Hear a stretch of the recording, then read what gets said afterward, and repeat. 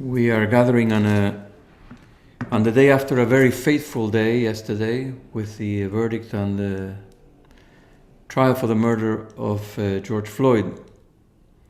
A thread that ran through the entire year since last May, with carrying the struggle for racial justice through the entire year.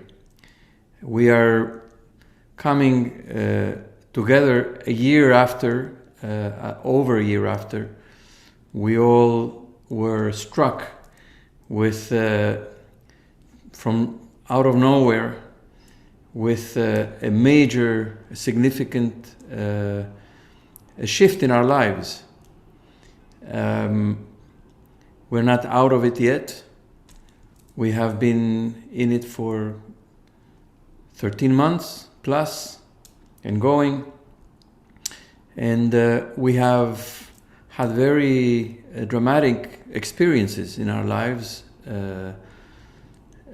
significant changes in our way of life, in our surroundings, and also in the way in which we anticipate the future.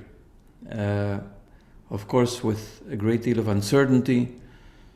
And so we are here to try to reflect and to gather some of the lessons. What have we learned? What are we carrying with us into the future? How do we want to shape the future, perhaps in a different way than we have lived in the past? I mean, we're all sitting with these questions. I think that these questions are not strange or foreign to any one of us. I think we've been sitting with these questions. And before we go any further, now that many of us are vaccinated, now that we're anticipating some sort of reopening and re-entry, before we launch ourselves into that path in the future, we thought it would be very useful for us to reflect, to take a moment to pause, to reflect, to gather some of the insights that we've had over the past several months. And so we are beginning tonight a series of 4 gatherings that will culminate on Shavuot, at the time in which we receive the Torah, we receive revelation, we receive insight, we receive the instruction that will guide us over the year ahead. And so we thought it would be a very good time now, between now and Shavuot, to have these gatherings and structure the time between now and then to be able to dedicate ourselves to some of these reflections. We've invited Ari Wallach, whom Felicia will introduce shortly, to help us to curate these conversations, these gatherings, and to share with us his expertise. We've announced him as a futurist. Many people don't know what it is, but you will discover tonight. We'll all discover what a futurist is shortly. So I would like to pass it on to Felicia and to welcome everyone, and thank you for being part of this exploration together with us. Great. So everyone, good evening. Just as I'm introducing Ari in a moment, just to invite everyone to just, if you'd like to write in the chat where you're coming from, just, I mean, we know a lot of you are BJ members locally, but if there are any folks who are here from farther away or that are not known, put your name in a chat and where you're coming from, so we can see a little bit about who's in the Zoom room. And also there are those on live stream. So I'm really excited to have Ari Wallach with us, who I've known for many years, and to be in a conversation with Ari. Ari Wallach is a futurist and social systems strategist. He's the founder of and executive director of Long Paths Lab, an initiative focused on bringing long-term thinking and coordinated behavior to the individual, organizational, and societal realms in order to ensure humanity flourishes on an ecologically thriving planet Earth for centuries to come. Ari's TED Talk on Long Path has been viewed over 2.5 million times and translated into 19 languages. Ari Wallach was the founder and CEO of Synthesis Core, a New York-based strategic innovation consultancy whose clients included CNN, Volkswagen Global, the UN Refugee Agency, and the U.S. State Department. Ari was the co-founder of the 2008 presidential initiative, The Great Schlep, with Sarah Silverman, that brought a lot of Jews to Florida to meet with their grandparents and their generation, which is an incredible effort. And most previously hosted Fast Company magazine's Fast Company Futures with Ari Wallach. He is adjunct associate professor at Columbia University School of International and Public Affairs, lecturing on innovation and the futures of governance and public policy. So we're really excited to be in conversation with Ari this evening and over the course of these next sessions. And so I just wanted to start, Ari, by asking, how did you get into this business? What makes someone become a futurist? First of all, I want to thank you all both for the invite to be with you both this evening and in the coming evenings. I'll start off, before I answer that question, I do want to talk a little bit more about my connection with BJ. So I first came to New York in 2002, and I grew up on the West Coast in a culturally very vibrant Jewish family, but I had never been exposed to anything like what you get exposed to when you go to BJ on a Friday night. And going there kind of reset and recalibrated what I expected from Judaism. In many ways, kind of reset me on the path to discover my Jewish, not just roots, but understanding at a much deeper level. I'd always kind of separated out both the kind of the cognitive intellectual side of Judaism as something, and on the other side, I had this more kind of spiritual aspect of my life, which mostly meant going to like Zen center retreats in San Francisco. And it wasn't until I kind of came and saw the Ruach at BJ that I saw that this could actually happen at one place. So I want to start by just thanking you, the BJ community, for not only having me, but for reintroducing me to something. So how does someone start doing this? And what you're going to get from me very quickly is, instead of me kind of launching into the future, what you would expect from a futurist, is I'm going to talk a little bit about my past, and that will kind of show you how it came to be that I'm doing what I'm doing, and at the same time how I think about what I do at an ontological level, at a very deep level. So my father was born in the 1920s in Poland, in a small shtetl called Baranowicz, and in some ways you're going to know where this story goes. He lost most of his family actually pretty early on in the war.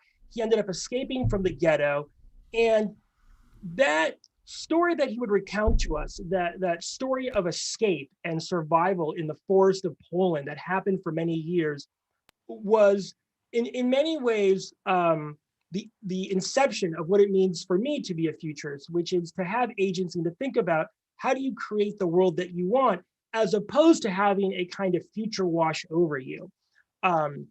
My father then he fought with the Jewish underground, made his way to Cuba and Mexico, where he met my mom. Now, at that time, my mom, Jewish from California, had been a student of Buckminster Fuller. And as many of you know, he's kind of the original systems thinker. And one of the things that Buckminster Fuller did, both as a teacher to my mother, but in general, was ask people to think about not the way things are, but really how should they be? How can they be? And so what you have in that very brief, but maybe too long biography is, I was raised in a family that was both, in some ways, my father would talk about the 1920s and the 1930s, and my mom would talk about the 2120s and the 2130s. And I kind of existed in this middle frame. And so what it instilled for me was an understanding that to think about where we want to go and where we're going to go and where we could and might go, one has to not start in the present, but in many ways recognize, as my dad used to say, the future really started yesterday. So that's how I started on this journey.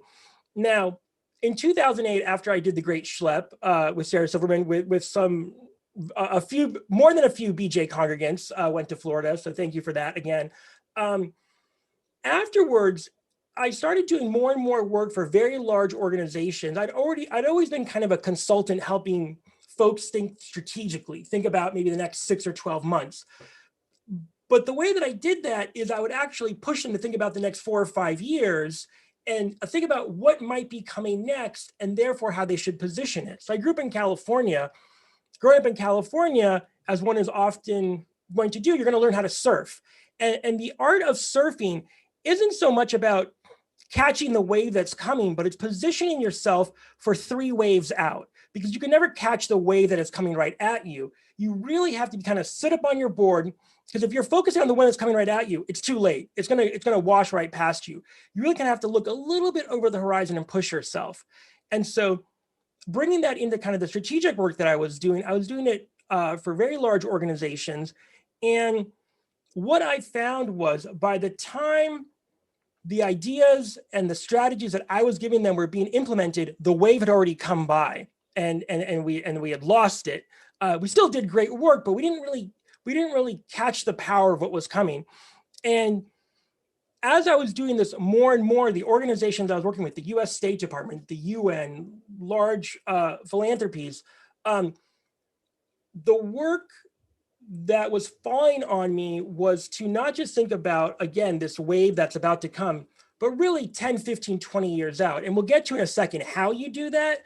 But the way you become a futurist is by deciding that what you have in front of you is not working, that you don't want to just react to what's going to come and wash over you, and you want to position yourself and in some ways actually shape what is it to come. Now, when I did that with clients for 10 years, I did it with clients, and I was fortunate enough, after this TED Talk in 2016 that Felicia so kindly mentioned, there's some philanthropists that came and supported me and said, what would it mean, Ari, for instead of you having large billion-dollar corporate clients to work for, what would it mean if your clients were the citizens that were alive 100 years from now? So those who don't have a voice or a seat at the table, but want us to make changes at the policy and at a mindset level, if you could represent these folks, 100 years out from now, but in today, what would you do? And that's where Long Path Labs was born.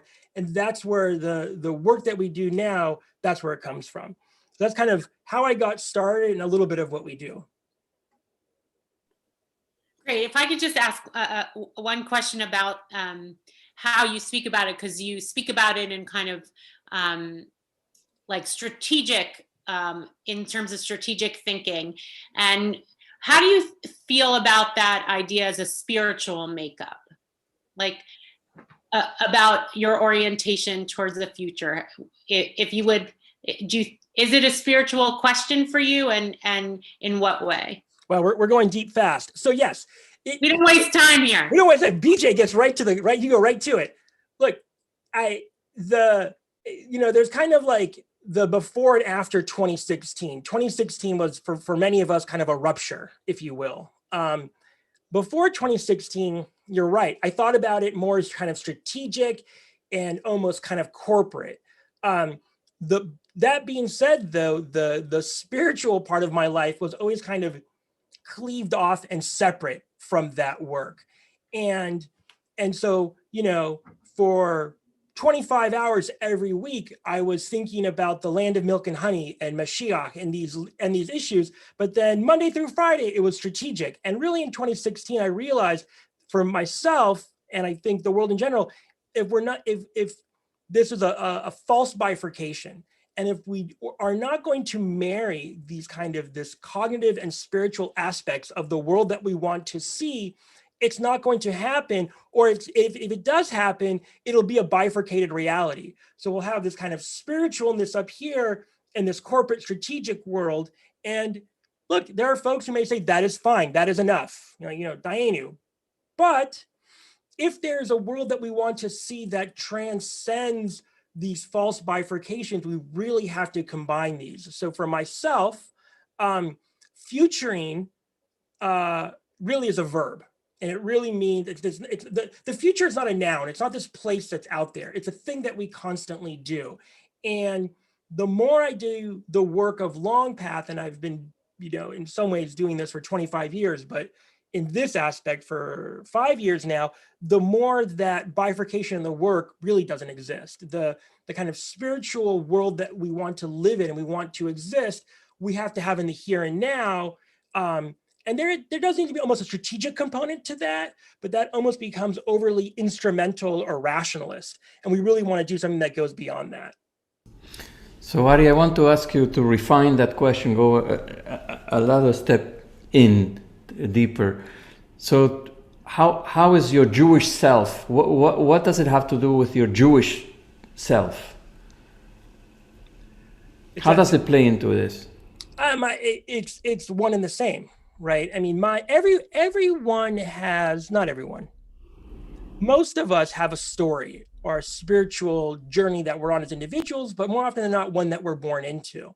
The more I started to kind of take apart the components of what I do in terms of like futuring for those yet unborn citizens in the year 2120, or even organizations that we still work with today, but organizations that are doing well in the world, the lessons of Judaism, right? The resilience, the ability to kind of pivot and to move through Mitzrayim, through these narrow passages that we have to do to get to the world that we want to see, to get to a land of milk and honey. They're one and the same, right? In some ways, long path is components of it is a secular distillation of my Judaism, right? And when I talk about long path, I'm not meaning to put Judaism or anything on anyone, but so much of the mindset that we need to move through, especially this moment right now, not just 2016, but 2021,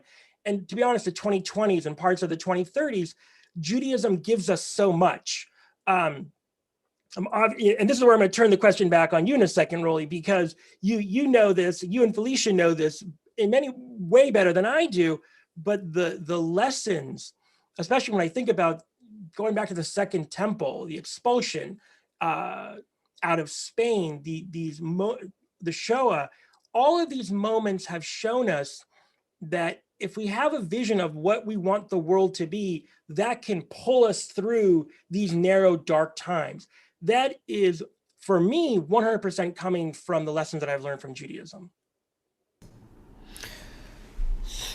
I want to pick up on this thing that you just said. If we know, if we have a sense of the world we want to see, but the thing is, I don't know that we have a sense of what we want to see yet. I'm thinking about these moments that you spoke about, right? I mean, you spoke about coming out of Egypt. You spoke about the destruction of the temple. You spoke about the expulsion from Spain. You spoke about the Shoah. I don't know that in those moments, as people were in it, they had a sense of what is it that they wanted to see. I think that, right? I mean, that it takes time for that to come about. Felicia or Ari, how do you think about it? You think we can anticipate, we can already envision as we are in it? How do we do that? Felicia? Well, when you spoke about futuring as a verb, I feel like part of the discourse of our tradition, it sets a very far vision about, when everything will be peaceful and God will be one. I mean, we have a very grand vision in that sense, which I think we all long for, but have this incredible sense of how distant and far away it is. And so in that way, the long path is like really, really long. Yep. But there, I think in many ways, it's hard to actually see in some way, your point, Ari, like 50 years or 100 years down the line, what is the change we want to be or we want to see?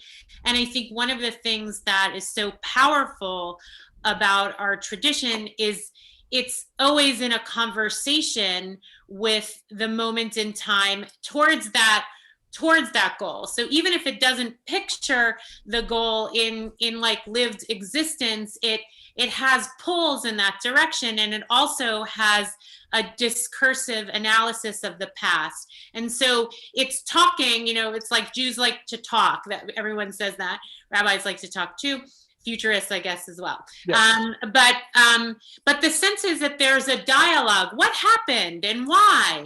And so in the conversation, whether it's in the rabbinic period where rabbis are essentially either having discussions in their own Beit Midrash or over centuries that the Talmud puts together, in that kind of dialogue, there's a sense of always looking back to explain why, but not to give an analysis. But I think the analysis is always towards that future, and it has an agenda setting, right? It's not parv. It takes a point of view about how to look forward from looking back. And I think that's one of the gems of our tradition, is its ability. We were talking about the Second Temple, the destruction of and in the way that the rabbis look at that story is not a story of victimization in many ways, but it's a story of saying, do these things for the future. These, all these reasons about society were why the temple fell, even though we knew the temple fell because of an external enemy. But the rabbis had all these reasons for why the temple was destroyed that said, look internally to say, how are you going to push yourselves forward? What are you going to fix ethically, spiritually, in your connection towards community and towards the other in terms of your learning?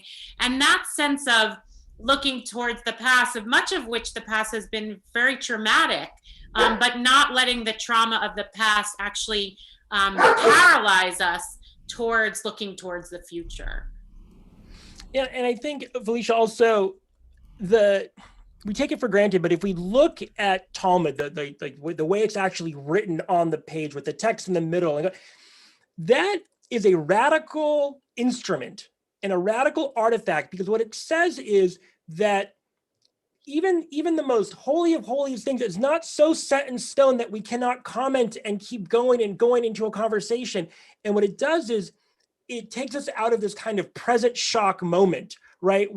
Because a lot of times we think, well, there's this cognitive bias that we have, all humans have, which is kind of the end of history illusion, where we think we're at the very end. We think this is it. This is the culmination of where humans are, but every generation thinks that. And it's very easy to fall into that. And what the Talmud does, literally in the way that it's structured, it says, you're not the end, nor are you the beginning, but you are a link in a chain that goes backwards and goes forwards.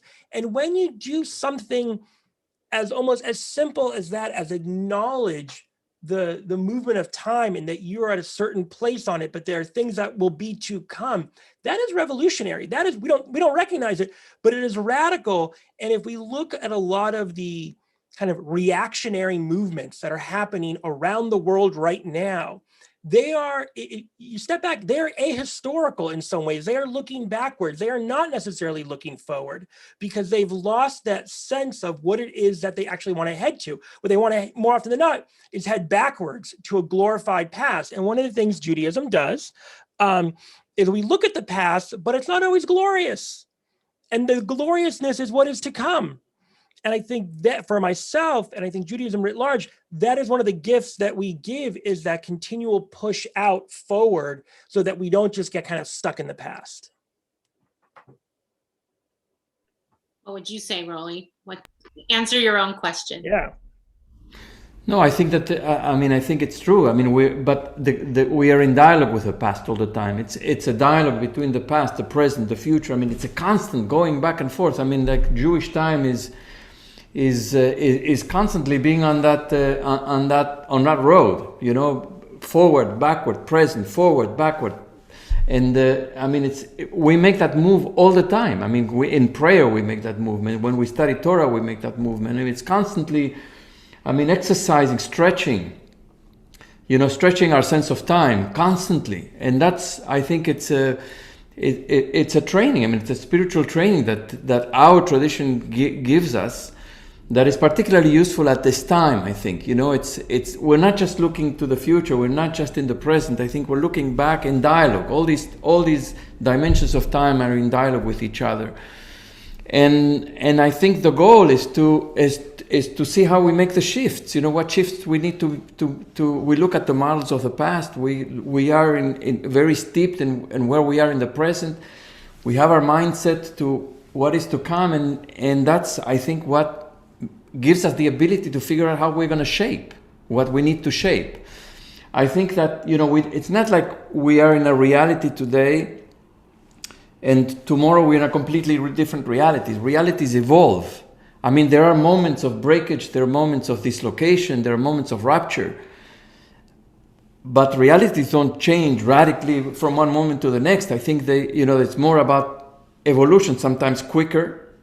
Like this moment is forcing us to evolve quicker, to have to make decisions, to have to imagine things, to have to change the paradigm in which we had lived a little faster than we would have, right? It's pushing us in that direction, but it's not like we're completely detached from the past. I think we're looking at the past, at the way we work, at the way we we live in the city, all the things that we have now been confronted with, and we are in dialogue with the way we have lived and the way in which we could potentially live in the future. Plus all the things that are unimaginable or that we can't anticipate also come into account. And I think that's the conversation we're in terms of conversation with ourselves, conversation with each other, conversation with our history, conversation with our future. And that's, I think, what you say in many ways is represented by the page of the Talmud.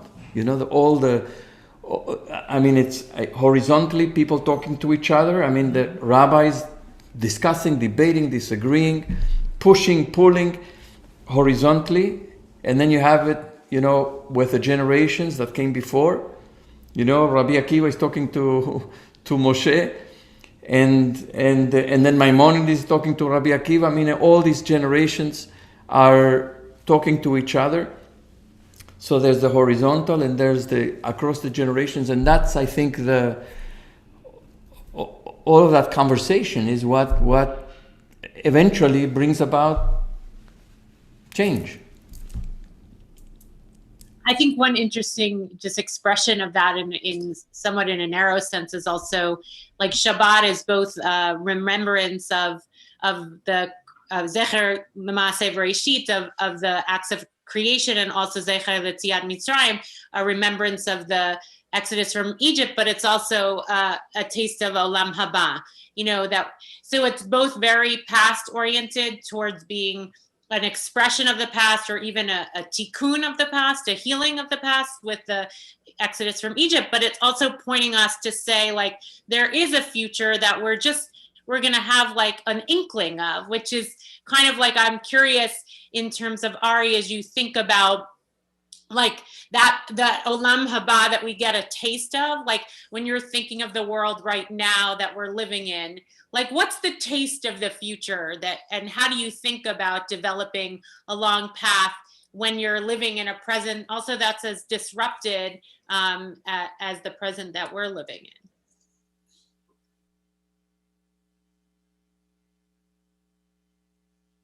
in? We can't hear you.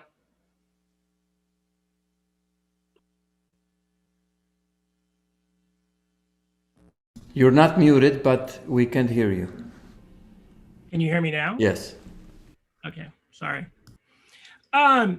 Well, that technological hiccup was great because it actually leads me to what I was going to say, and I'm going to answer that question by building off of something that Roly was saying, which is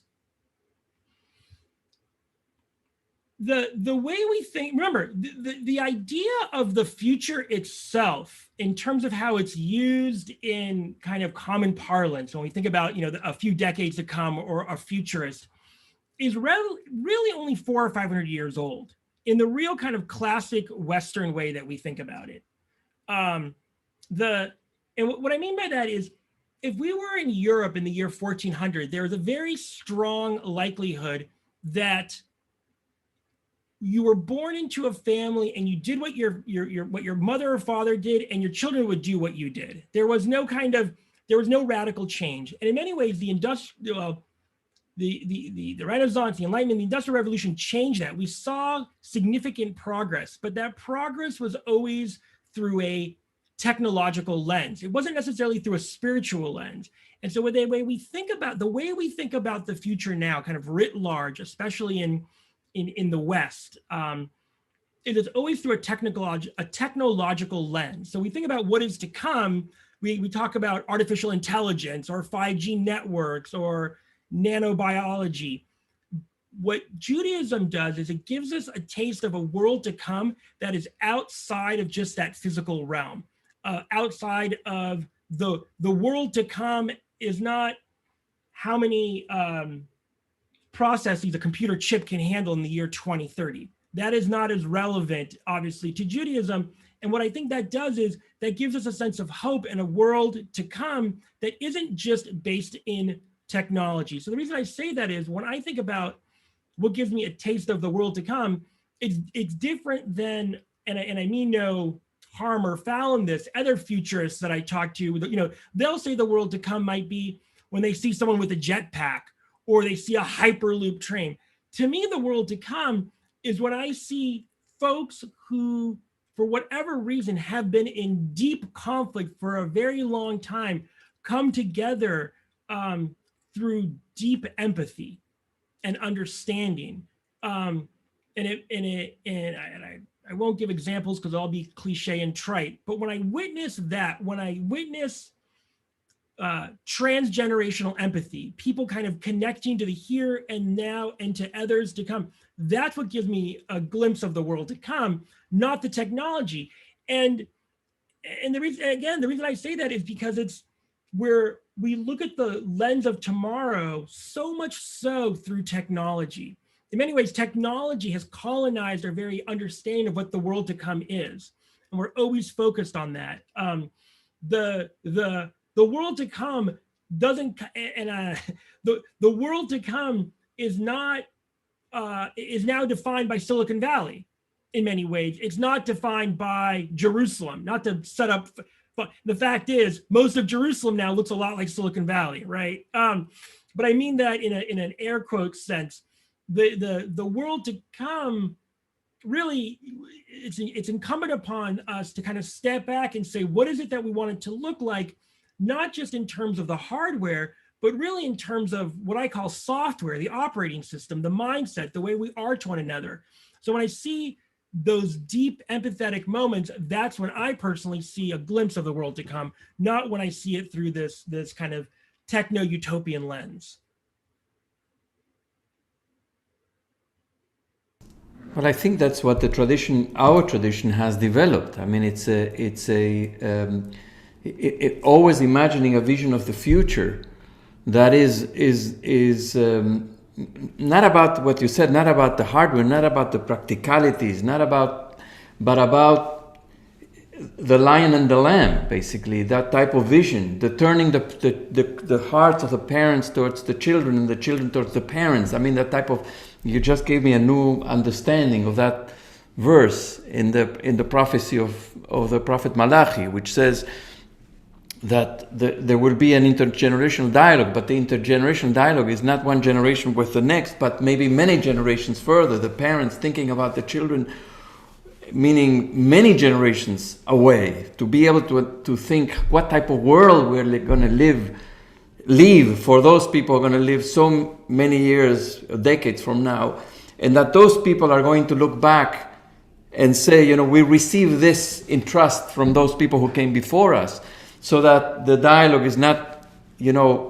literally from one generation to the next, but many generations across.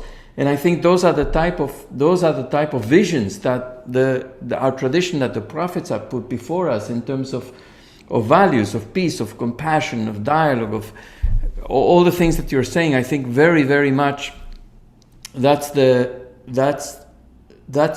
proposition of Judaism is basically for us to think that way. Yeah, I mean, really, the going back to this idea that, we're always the end of it, we always think of ourselves more often than not as the descendants. We're descendant from the tribe of, we're the descendants of Ellis Island. The reality is we are actually ancestors. We are somebody's great ancestors. And we got to act like that. And the actions that we take, both in terms of the world, the physical, the biosphere, the climate and climate change, 100%.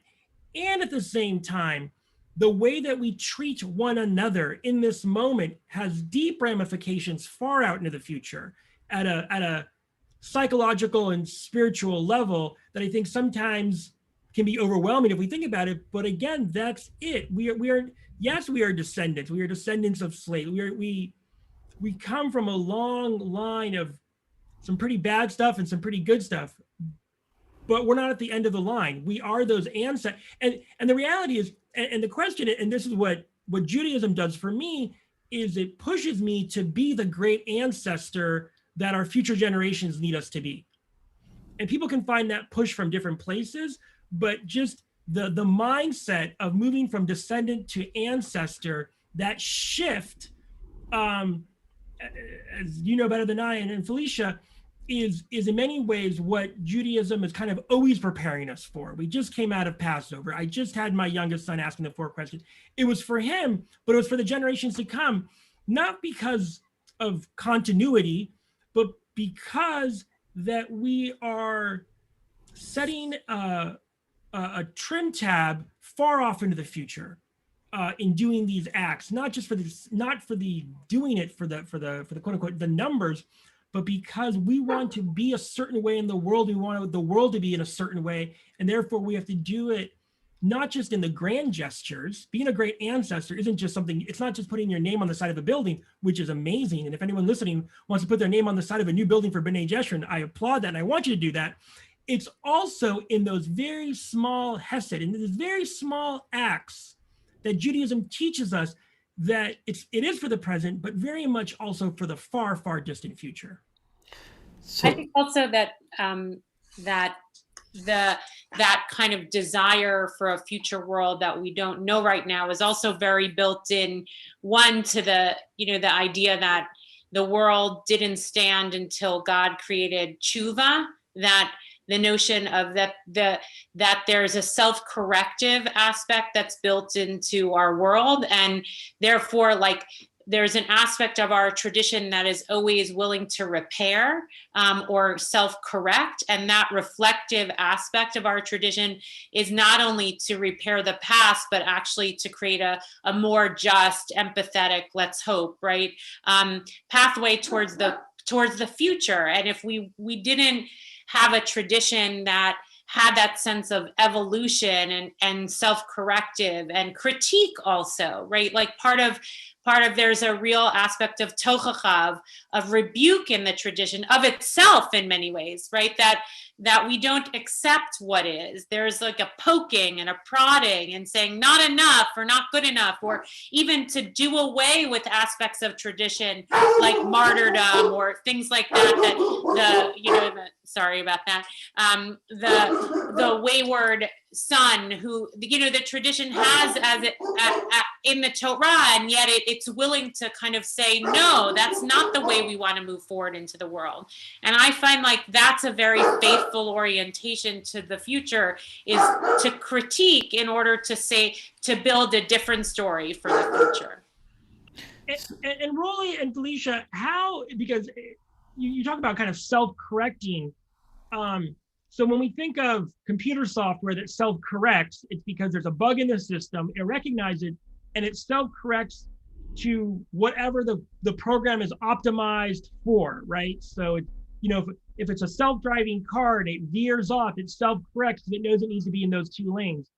What in Judaism, where is that in our tradition, in the literature, in the canon? How do we know what to self-correct towards? So we get totally thrown off like a ship at sea and the keel. What is it that we are self-correcting back towards? How do we know what that directionality is? So I think that there's some very basic principles that the tradition is trying to constantly correct. It's the prism through which we look at reality, and is always trying to correct towards that, adjust ourselves. So one is all humans are created in the image of God. I mean, very big principles in the Jewish tradition. The principle of tzedek, of justice. The principle of accountability. Tshuva, like Felicia said. I mean, these are the very big pillars. I mean, we pray about these things every single day. We talk about peace. We talk about compassion. We talk about love. This week's Torah portion. You shall love your neighbor as yourself. I mean, these are the very big pillars upon which the tradition, our spiritual tradition is founded. And so we look at reality through these values. It's value driven. We look at the tradition, at our lives through these values, and we say, well, where are we with regard to justice, with regard to love, with regard to compassion, with regard to treating every person as made in the image of God, and so on. So that I think those are sort of fundamental, like eternal oneness. You know, the principle of oneness, that we're all part of the one, right? That we see the world. The world looks fragmented, but in reality, in a deeper approach to reality, everything is one. And so we have to constantly strive to go into that place in our minds, in our hearts.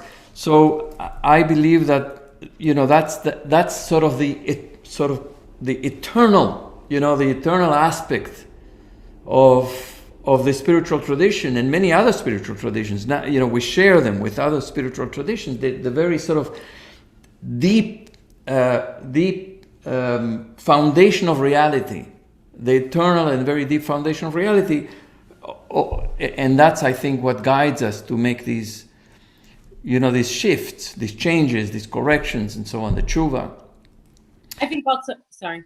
Yeah, no, go ahead. I wanted to ask Ari something, but go ahead. I just wanted to say, I think also, right, the notion of Shabbat or the sabbatical year, the Shemitah, which is coming up, which is the seventh year of lying fallow, to like a reorientation, or even the Jubilee, right, where, you know, there's a sense that we can't hold on so tightly, and that there's a constancy of releasing in order to redistribute and future orient, right? That we know that we're not going to hold on for more than 7 years or more than 6 days, right? Like there's always this sense that we can't hold so tightly, one, because it's not ours to hold. I mean, the orientation about that it's God's earth, or, you know, and that we have to release, this constant sense of releasing.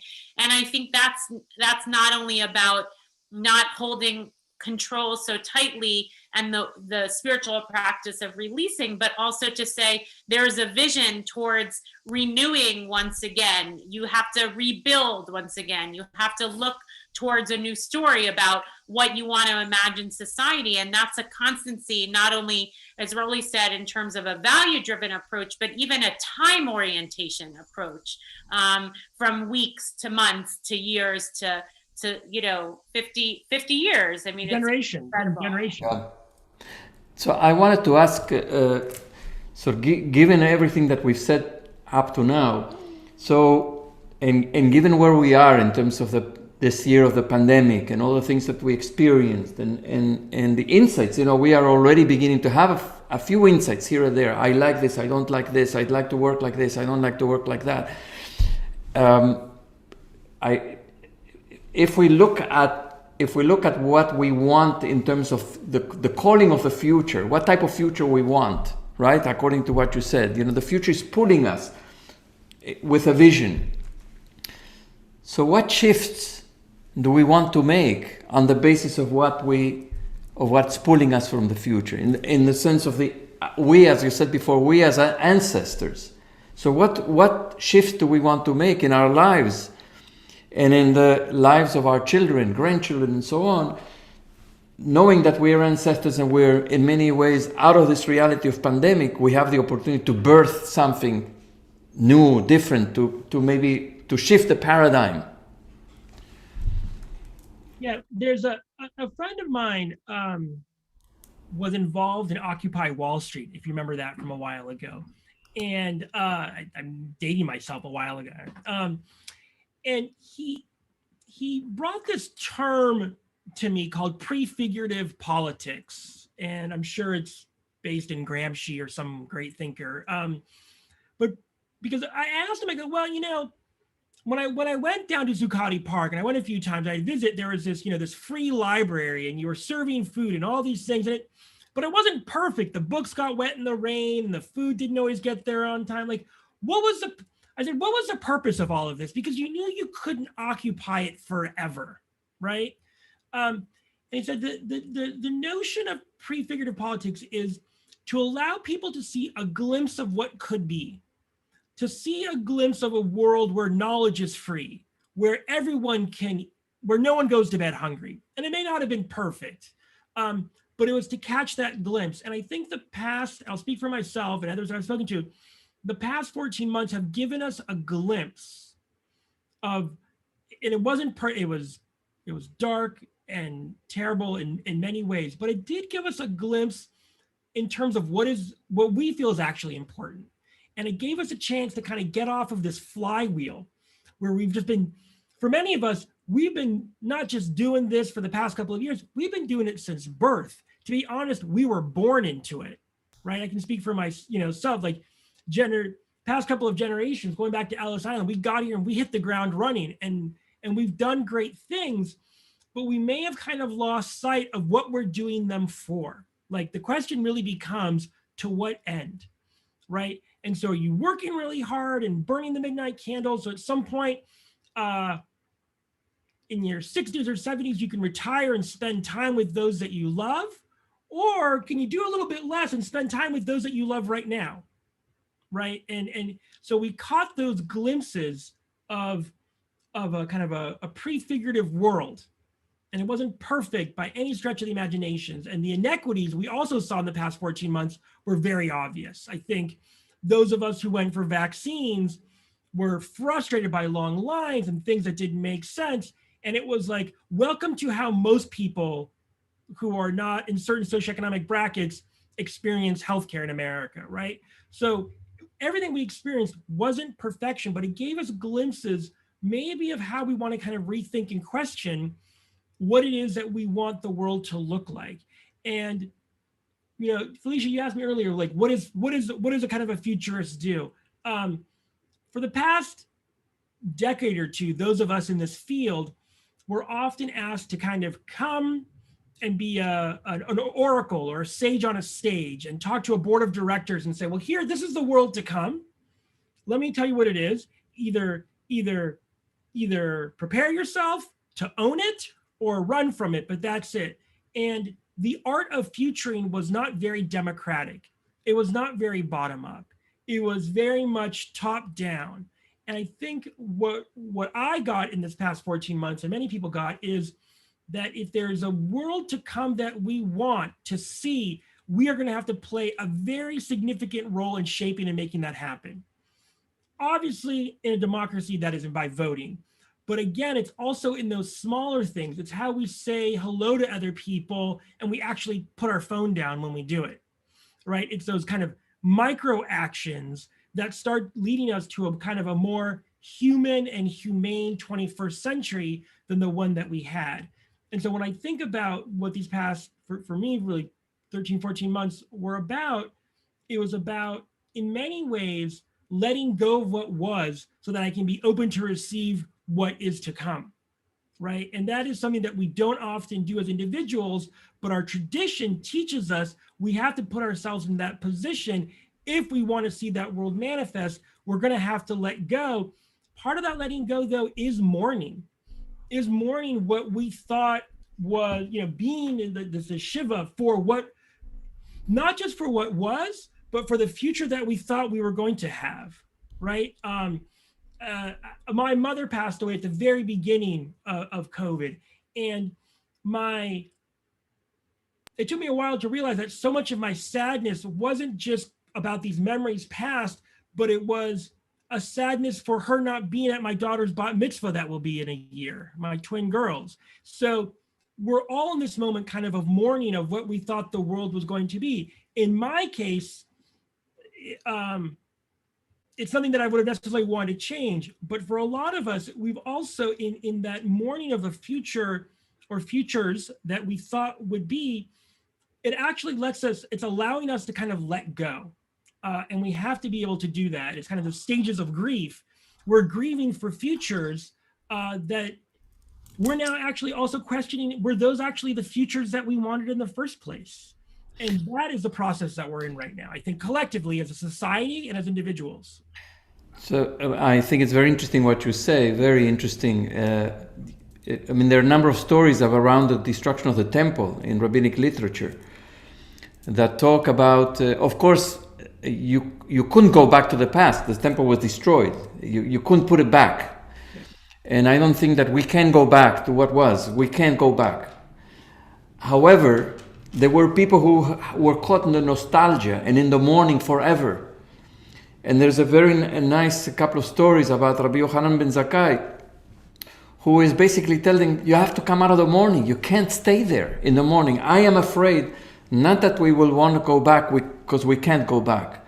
I am concerned about getting stuck in the nostalgia and the romanticization of the time that we left back and in the mourning, and that wouldn't allow us to move forward. I think it's a very great call. I think it's a very important thing to remember, that we may get trapped in the mourning. And I think in the one way out for me both at a personal level and at a larger kind of meta-sociological level is we get stuck in the morning because we're remembering the past, but what has helped me pull out of it is to remember the future, right? To remember what it is that we want to be going into that allows us to have the personal energies that are necessary to manifest and shape the world, as opposed to having the world shape us. I think just another piece of the story you were saying, Ari, about kind of mourning the future and also a taste of what we want, what's important.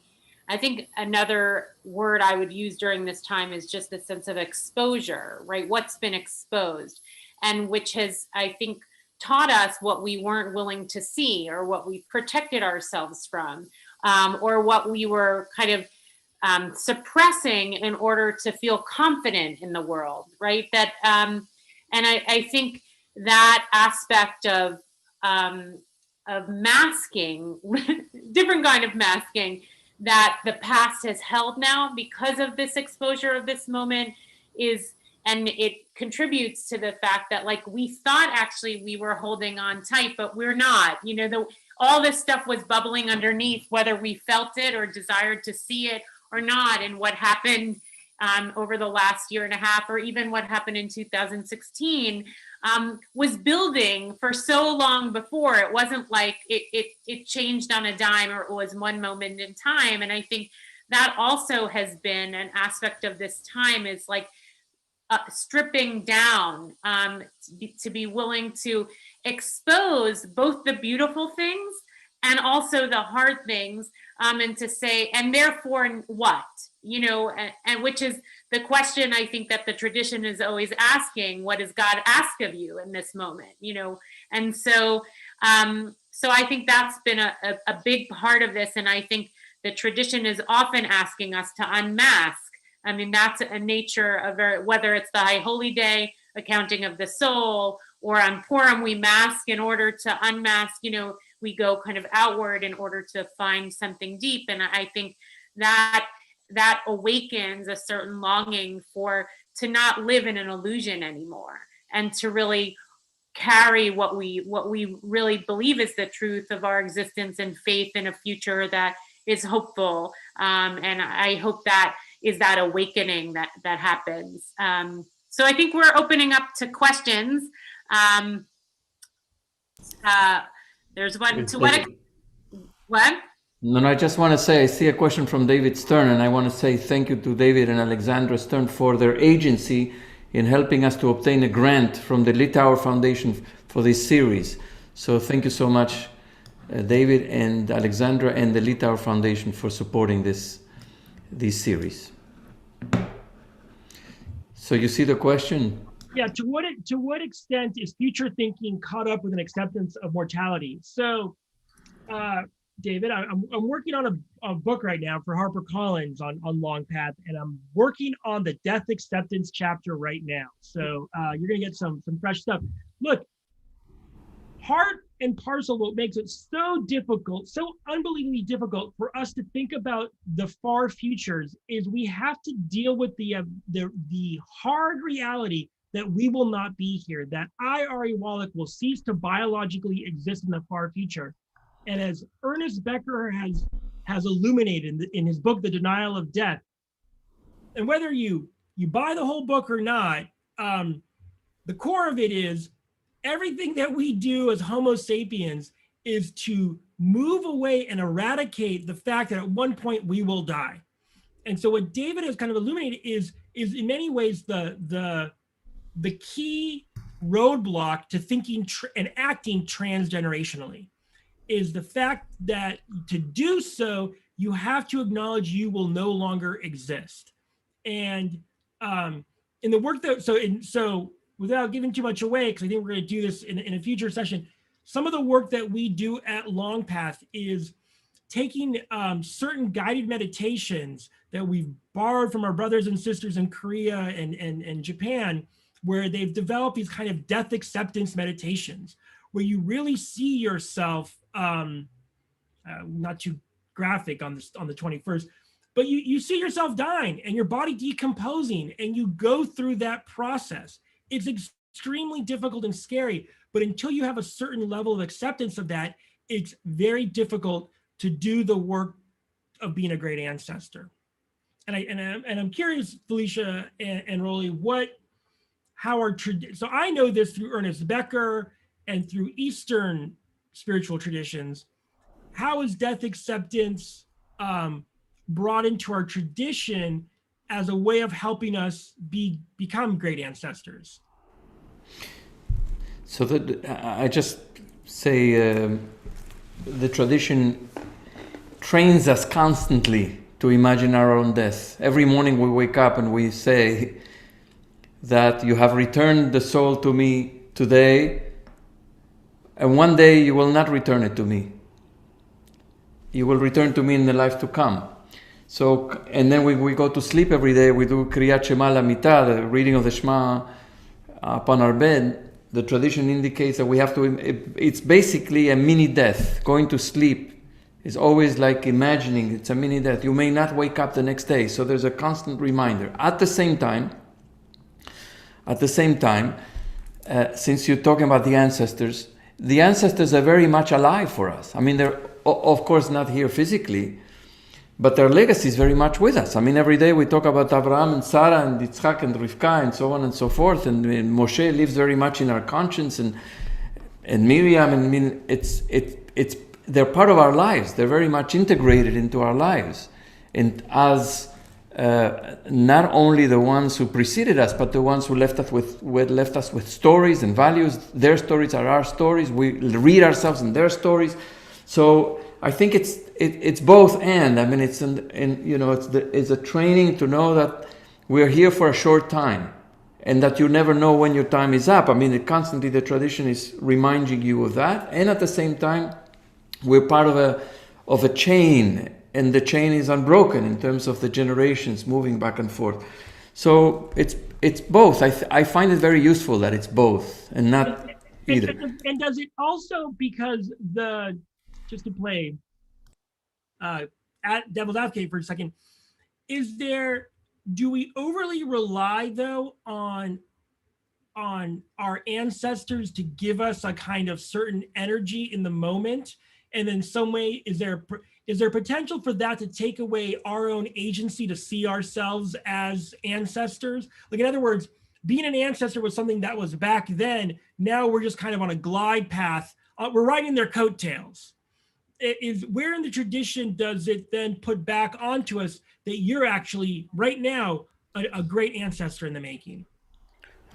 Yeah, I mean, go ahead, Felicia. No, I mean, I think the ancestors weren't only people at a given moment, they represented something. In a lot of ways, I think, like Abraham, particularly in the Hasidic tradition, is considered. Wait, you're muted, you're muted, you're muted. You're No? not muted, but we can hear you. You can't hear me. Now, yes. Okay.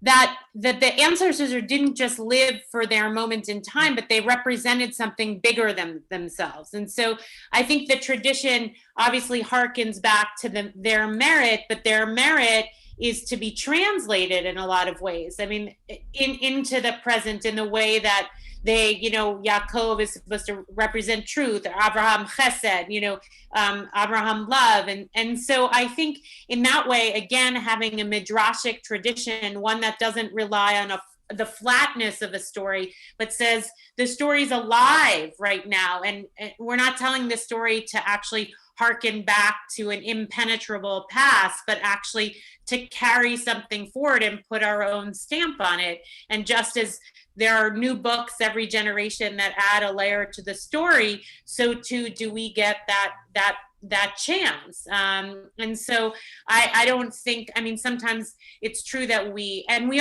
also have messy ancestors. There's no perfect ancestor in our tradition, even though we may glorify them. They were all also pretty complicated characters. And so they're not understood to be infallible, which is also an important aspect of our tradition, and seeing ourselves both to strive but also to reckon with them and ourselves.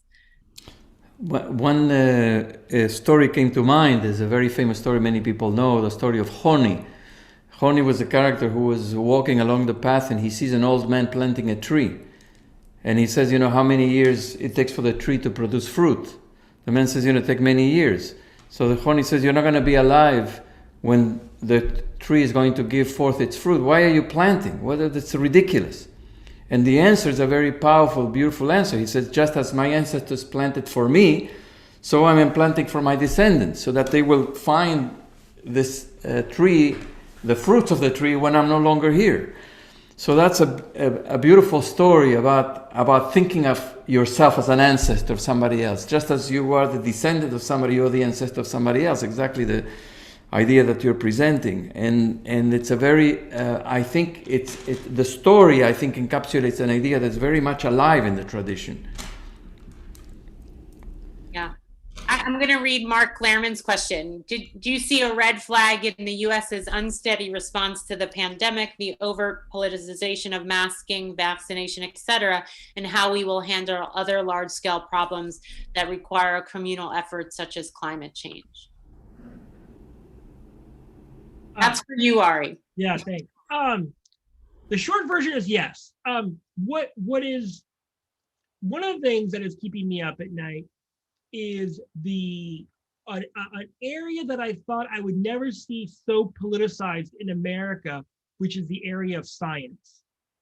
I never thought that science, growing up as someone who watched every space shuttle flight and recognizing what the Sputnik moment was and the impact and the role and what and maybe sometimes too much credit and power we gave to scientists, that is now, science is seen as a battleground, as a fictional land that can be, I forgot what the term was, but like we have other facts to their, like we have, and the politicization and the disinformation that goes along with it is what scares me. What gives me hope, we do this at Shabbat table. We do thorn and rose. So the thorn is politicization, and the rose, and I know I'm a little bit of an outlier here, is the starting the recognition that folks who are going into these kind of hyper politicized, unsteady ways of being, it's because there is, and I'm going to blow open the conversation a little bit larger for a second. I do feel that there is a God-sized hole in America right now that, and I would say writ large in the world. And when I say God, it's however one wants to interpret that. But as we started to slowly eradicate that from the Western canon, going back 200-300 years, that hole cannot be filled by anything else. That sense of meaning and purpose that is larger than one's own being is a hole that is in a lot of folks right now, and that will be filled. It's a vacuum, and I'm not saying it has to be filled by necessarily by religion or even spirituality, but a sense of meaning and purpose. When we look at and we look at, and I have, and you look at the focus groups of the folks who are pushing disinformation, it has the same kind of tone and rhetoric as people who are longing to believe in something. And as we've lost that belief in something, it's being filled by a lot of this kind of toxic epistemologies.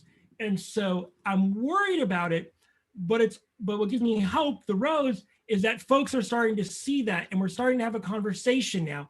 And I'm not saying build more churches, synagogues, and mosques. We have to, stand up more religion, but we're starting to understand from a psychodynamic point of view that there's pain and suffering and trauma at very deep levels.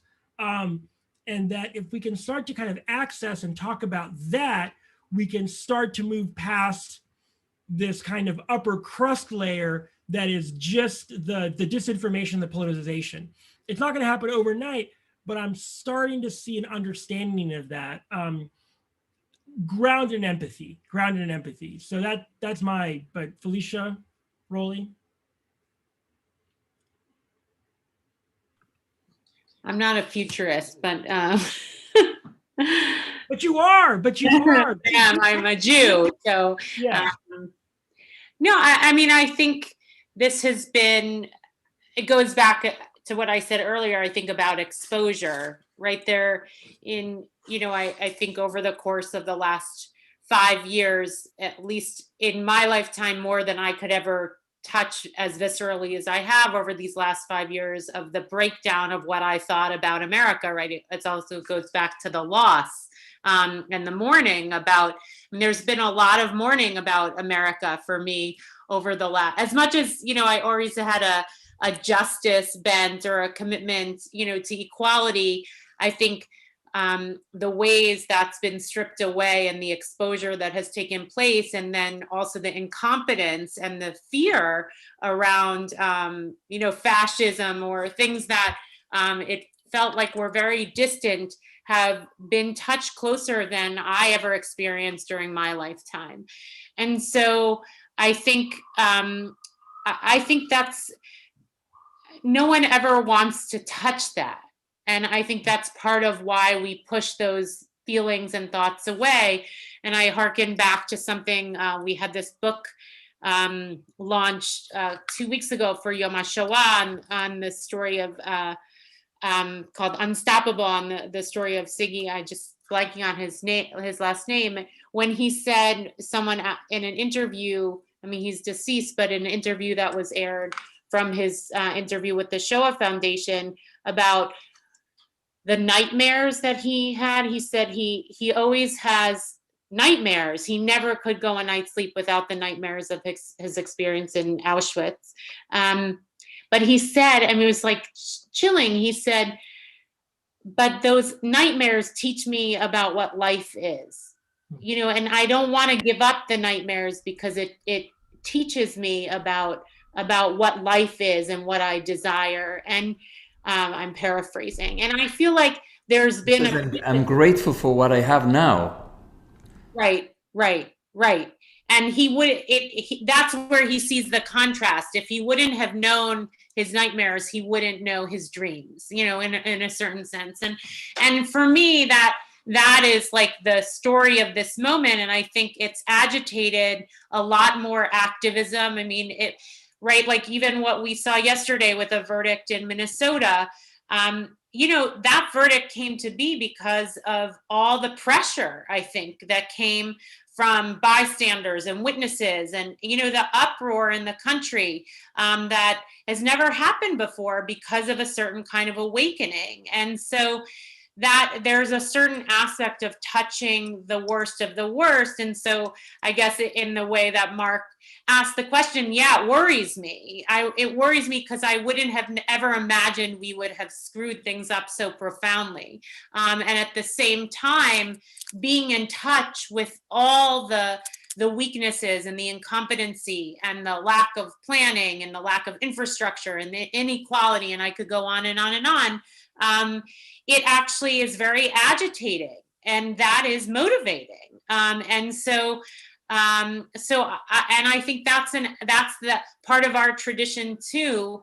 Sheila wrote in the question about like, how did we get through all these moments in our history of deep, deep trauma, was because we were agitated towards a different future. And that is the coaching, I think, of the Jewish tradition, is to agitate towards a future. Yes, I'm worried, but I'm also motivated. But on that point, Felicia, there's we all know we don't all know, but the story of Odysseus and the Odyssey, right?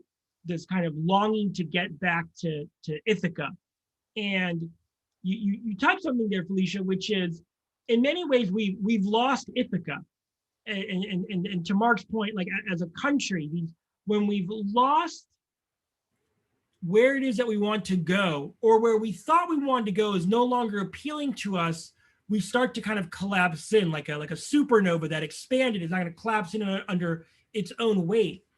And both it's incumbent upon us within our tradition, but folks in other traditions, and folks that are not necessarily in any sort of tradition, is to recognize that before we can fight for the future, period, we have to think about the future that we want.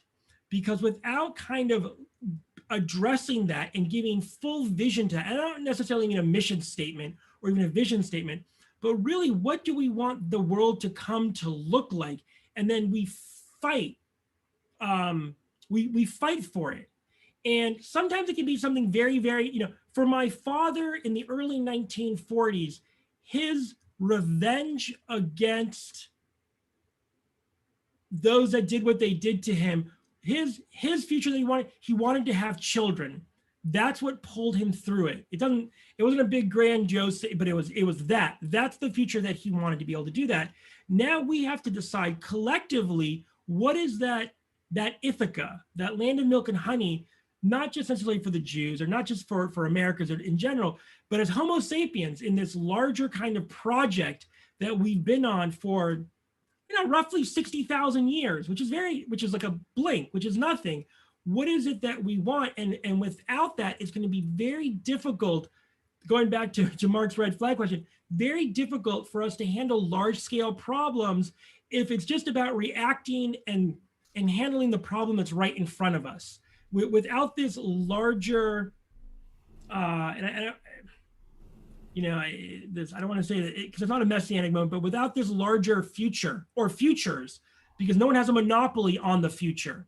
There should be multiple visions. But for me, those multiple visions should be nested with or at the highest value level, one in which people and planet are allowed to flourish, but not at the expense of necessarily one another. If we can do that sustainably and then fit those futures into that, then we have something to fight for. And I think we've just lost that. We've lost this kind of collective Ithaca, and we can, at another time, talk about, did we lose it? Was it obscured? Was it hidden? By whom and for what reasons? We did it to ourselves. But without that, and I do want to address really quick Joy's question. How can one be an ancestor if one actually does or doesn't have children? To me, I've never seen necessarily the act and the way and the mindset of becoming a great ancestor as necessarily tied to your own genetic children or in that sense. It's the activism. It's the young 17-year-old who where most of us would not have done this, who took out her camera and filmed something horrific for almost 10 minutes was being a great ancestor. I wish you never even had to do that. But pushing ourselves to do certain things that can be uncomfortable in the face of authority that's telling us not to do it. And that can come in many, that Pharaoh can look like a lot of things. But to do that, that's being a great ancestor. So it doesn't necessarily mean you have to have children in that traditional sense. So thank you for asking that. And I think it's important for us to recognize that that's not always the case for everyone, and it doesn't have to be the case to do that. I think we're going to begin to end, and I just want to refer to the conversation before the answer to Joyce about the Ithaca and looking for that. And I think that's what spiritual communities do. Communities just as ours and many other communities. That's the conversation that's exactly what spiritual communities do. And this is what we're doing now. I mean, that's building that field. I mean, just populating that field of vision of the future, of what we want according to the values that we hold. And as you said, we don't all have to agree, one community with the other, but it's an iterative process. It's a process of dialogue and finding common ground. And this conversation is very much what this is about. And I wish we had more. I mean, I wish we didn't have to wait for the pandemic to have this type of conversation as a community, and have many more conversations in the future about this. And not just about continuity in the sense, but in the sense of that vision that we want to unfold. So we have 3 more after this, and then maybe if there's an appetite, we'll have more after that. I mean, we don't have to end on Shavuot. Great. So we want to say a special thank you to Ari for being with us, and he'll be with us on May 5th is the next conversation, which will be more around, Ari will be convening a conversation with some content experts really around about the long path, really what are mega trends based on where we are now and how the future is being thought of, both from a psychosocial, emotional space, from a kind of work, what does work look like, from justice and equity, and the sense of community. So we have, I think 3 out of the 4 are already planned. Dr. Holly Russin, Don Chen, and Rashad, I'm blanking. Yeah, from Color of Change. Head of Color of Change. And then the next session will be on Wednesday, May 12th, which will be for BJ members only, really to ask the question about us individually and collectively as a community. Where have we been, and what do we imagine for our future, both as individuals and as a community? And then finally, we'll culminate on Shavuot with Dr. Serene Jones, the president of the Theological Seminary, and Rabbi Professor Dr. Shaul Magid of Dartmouth. And so we hope everyone will participate in those future conversations. And we also want to thank Cantor David Mintz, who's been a part of this conversation and supporting in a lot of great, wonderful ways, and all the folks at BJ who make these things happen. Thanks, Dave, for posting. And I think we'll conclude with Sfirat HaOmer. So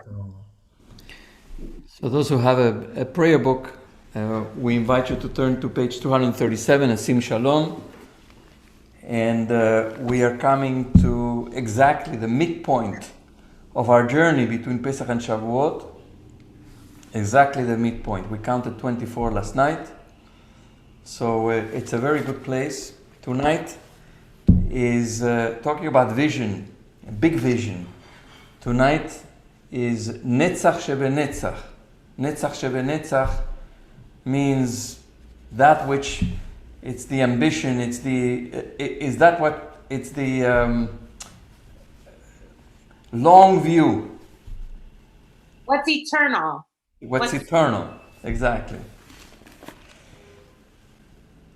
Shall I go ahead? Go for it.